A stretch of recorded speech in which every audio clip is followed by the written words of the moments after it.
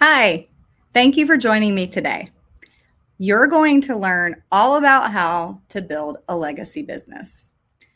My name is Danielle Laughlin, and I'm the founding attorney and CEO here at Sage Business Council. Sage is a place where legacy thrives, and we want to equip our clients and the community at large with the tools they need to build businesses that matter, that sustain into the future, and bring great value, not just to the owners, but to all of the stakeholders. So, what are you going to learn today? Well, first, you're going to learn what is a legacy business. Why does it matter? You're going to understand what are the top 5 legal risks that face businesses today. We're going to help you protect and future proof your business by giving you tips and tools for how you can get started to build your legacy business or make some changes to the business that you already have to make sure that it can withstand the test of time.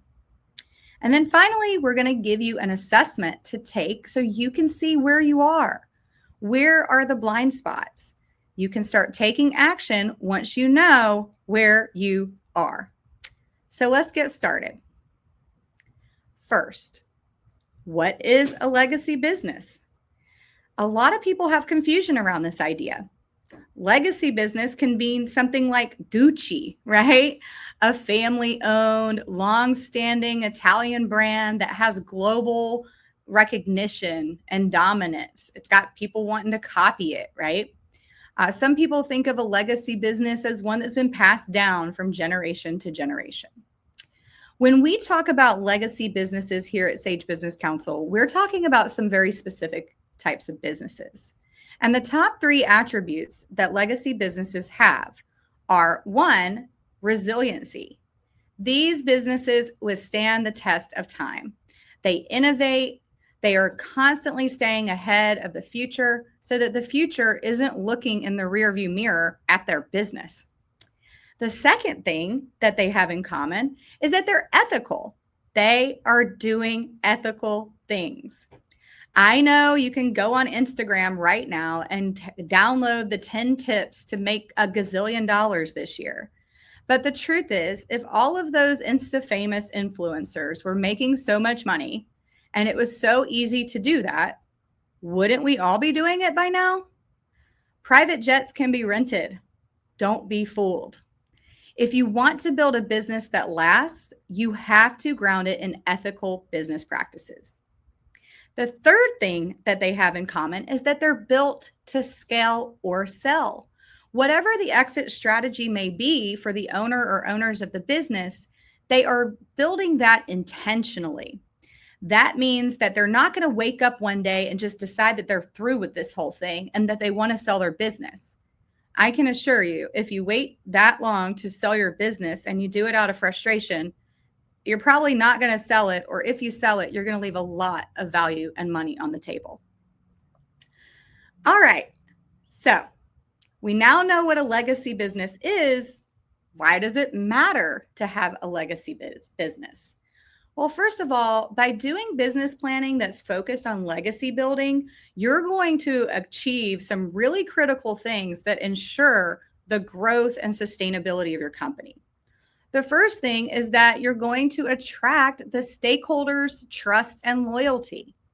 Who are the stakeholders? Well, your employees. Let's start there. Your employees have a vested interest in your business succeeding. What about your family? Your family are stakeholders in your business. The community in which your business serves, its customers or clients, those are all people who have stakes in whether your business succeeds or not. It's not just all about the owner, and it's not just all about the bottom line. The second thing that legacy business planning is going to do is reduce risk. Now, reducing risk is not sexy. I get it. But that's what ensures long-term stability. It's what helps you scale your company, to have predictable financial models, to know what the risks are, and to already have a plan in place to mitigate them. The third thing that building a legacy business and planning for it is going to do is prepare you for a transition or a scale up. If you are not already being intentional about the business planning inside of your company, it's very unlikely that you will have successful leadership transitions. You have to align the people to the purpose so that you can be profitable. Finally, aligning your business operations with your values. If you haven't taken the time to consider core values and mission, I strongly encourage you to start there. When you have clear values that you are holding people accountable to, that you are accountable to, that you've identified, that are not just these words on a wall, right? Or in an employee handbook that nobody ever looks at, but you're talking about this with your stakeholders constantly, you will see a rapid improvement and change in your business. And I know this from personal experience. All right. Okay, I guess it sounds cool to build a legacy business, Danielle, but why do I care about that? Well, these are the top 5 risks that are facing businesses. First, outdated terms and contracts. A lot of times you have contracts that either, if you're of the few, you did have an attorney review or write the contract, but maybe that was 5 or 10 years ago and a lot has changed since then. I often hear, well, it's been working for us for 20 years. Well, all it takes is one lawsuit. The average contract litigation, $90,000. Do you want to give a lawyer $90,000 because you didn't update your contract? I don't think you do, and I don't blame you. Also, other terms, policies in your manuals, your employee manuals, your client manuals, even when you're training for risk, right? You're trying to do workforce training. You want to be safe on the job. If you are not constantly monitoring these things, they could be outdated and they could cause risk and harm to people that you care for. The second risk that you face if you're not being intentional about building a legacy business is weak succession planning. If you are a solopreneur or a one owner, or maybe even you have a few more owners, but you are a key employee in that business, or they are too, then what happens if one of them succumbs to one of the big 3 Ds, death, disability, and divorce? If you haven't thought about these things and built them into your legal documents, you have risk that is ripe for exploitation. Number 3, compliance gaps and oversights. We all know the truth. Despite the fact that we want the government to shrink and we want the regulations to shrink, every business owner and every entrepreneur is very well aware of one truth. It doesn't ever really shrink. It never really gets smaller. It's just that the way they regulate and who they're focused on changes with the wind as the political administrations change. They're not reducing the size in any meaningful way. And even if they do in the short term, they will not for the long term, because the pendulum will swing right back in the other direction. And all of a sudden, the deluge of regulations will come flooding back. Don't be fooled. Gaps in compliance and oversights in compliance are a huge risk for every business, no matter the regulatory landscape. Number 4, IP vulnerabilities. Many business owners do not understand, A, what intellectual property they actually have, and B, how do they best protect it? Intellectual property in your business is not just registered trademarks, copyrights, and patents, although those are very valuable assets. You also have intellectual property rights in things like customer and client lists, the ways that you do certain things. These are called trade secrets.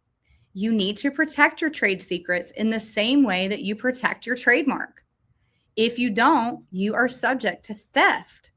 People can steal your knowledge, your information, and they can misappropriate it against your interests. Number 5, misalignment with mission. This is a big risk. I like to call this shiny object syndrome. When I first started my law firm, oh man, I thought I was like niching down because I was going to be an asset protection lawyer. Well, as you might imagine, that didn't really sell, but also I was trying to do business and real estate and estate planning, and I was just one lawyer. You cannot be so distracted as to not have a single focus. So when we decided to build a legacy business, what did we do? We focused on the one thing that brought us the most joy, that we knew was going to have the biggest impact in the world, and that was helping businesses. Sure, we help them out with real estate issues. And yes, we can put a legacy planning in place for them for their estate plan. But that's not the primary focus. You have to know your mission so that you can align everything else to it. Otherwise, you have scattershot efforts that never take you anywhere, and they open you up to risk because you're trying to be all things to all people. If you don't have a roadmap, you're not going to get where you want to go. You're going to end up someplace else. All right. You know it's risky business if you're not being intentional. Great. What do you want to do? You want to address these as you can. We're going to tell you in just a few minutes how you can start doing that on your own, but let's talk about the benefits of doing this for your business. Number one, operational efficiency. When you have alignment with mission, when you have updated terms, updated documents and contracts, when you're protecting your IP, you have operational efficiency. You have controls in place. Certain people get access to certain things, other people don't, and that's okay. Number two, you have stakeholder confidence. If you say that you care about your team and yet you never help them understand what the point of it all is, how can they be sure? If all you care about is the bottom line and whether they're profitable or not, and you're not pouring into them with coaching and career development, they probably don't believe many of the words that come out of your mouth. Financial stability. Look, I probably should have put this as number one, but the reality is that if you don't address these issues, you're going to lose a lot of money.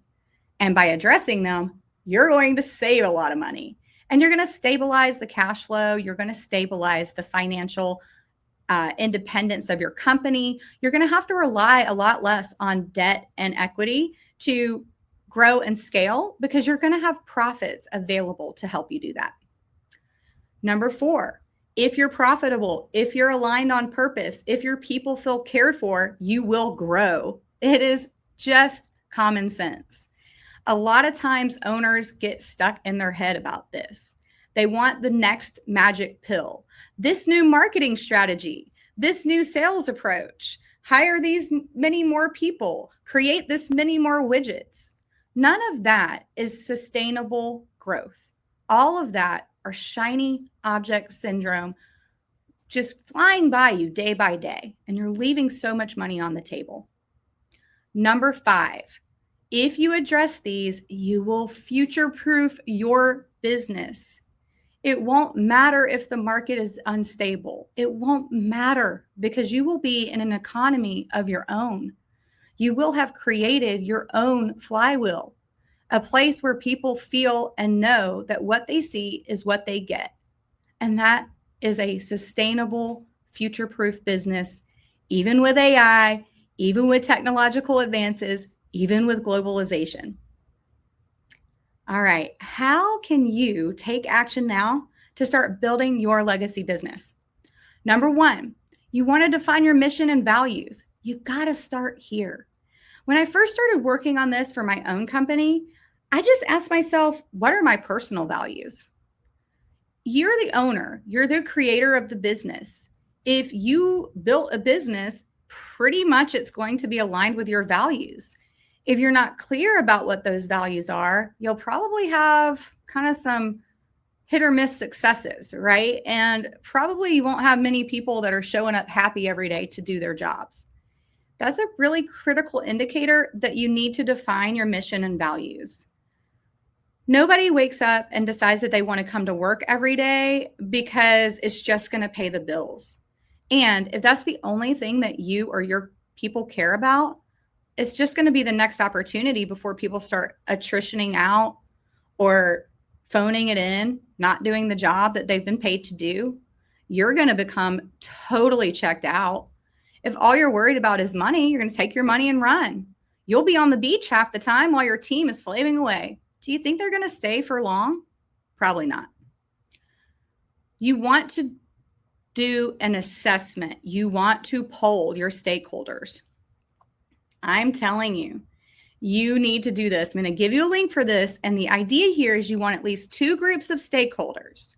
You don't want to just use your employees. Let me please tell you, because as much as you may have some really great people on your team, they don't want to crush you. They don't want to hurt your feelings. So yes, you may get some of your team to do this assessment, but you need more than just your team. Your spouse, maybe your spouse is hypercritical of your business. Maybe your spouse doesn't like the fact that you're an entrepreneur for whatever reason. You want to balance that viewpoint with some other people, right? So be discerning here. You really want to understand how your business is viewed by the stakeholders that it serves. Clients and customers are a great place to start because they have no reason not to be honest with you. If they want to see something change, now's the best time to tell you that they want to see something change in hopes that you will change it and make them even more raving fans of you and your business. Number 3, you can put a plan in place for leadership transitions now. Yes, you will need some legal documents here. Absolutely. It's critical that you get that help at some point. But if you're not there yet, if you don't even have a foundation for any of this stuff, just start with a written plan. Who do you want to take over when you don't want to do what you do anymore? Or are you going to sell? If you don't want to pass it on, you don't have a child or a key employee that you want to pass it to or that has the interest to take it over, trust me, you want to ask your children if they want your business. Please do not assume that they want your business. If you have no one to take it over, you probably want to sell it. And if you want to sell it, guess what? You can't wait till the time you're ready to sell to decide to sell it.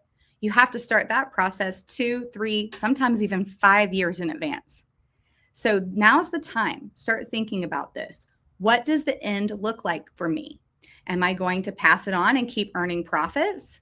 Am I going to sell it and take my money to retire? It's up to you. But what you don't want to happen is end up at a time in your life or even upon a sudden disability that requires you not to be able to work and not have a plan in place. This is critical, not just for you, but for your family, your employees. They rely on your business. Be a good steward of your business. Number 4, audit your contracts.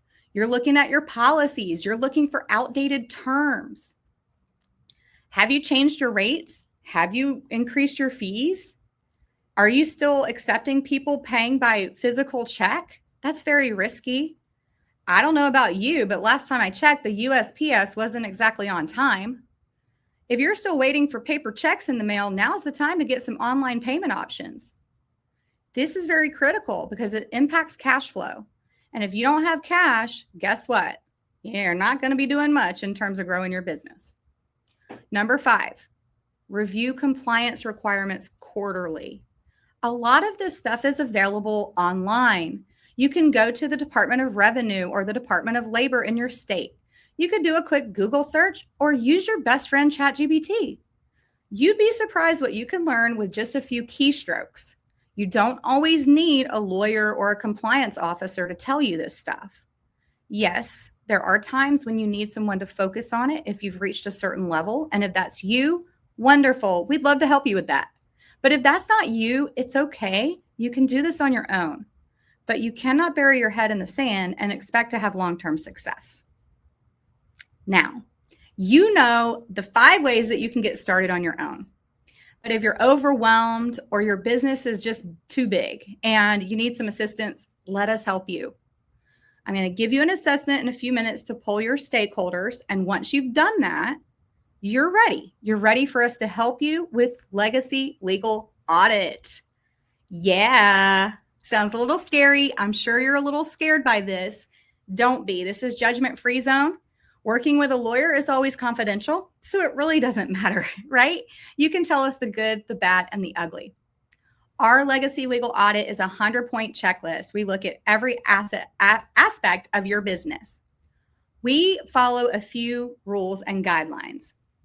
At Sage Business Counsel, we're looking at the 5 pillars of sound business. What are those? Growth engine, sales and marketing. What's that look like? How do you bill? How do you sell? How do you what contract terms. We're looking at all of that, making sure on the front end, you're getting paid on time and in full every time.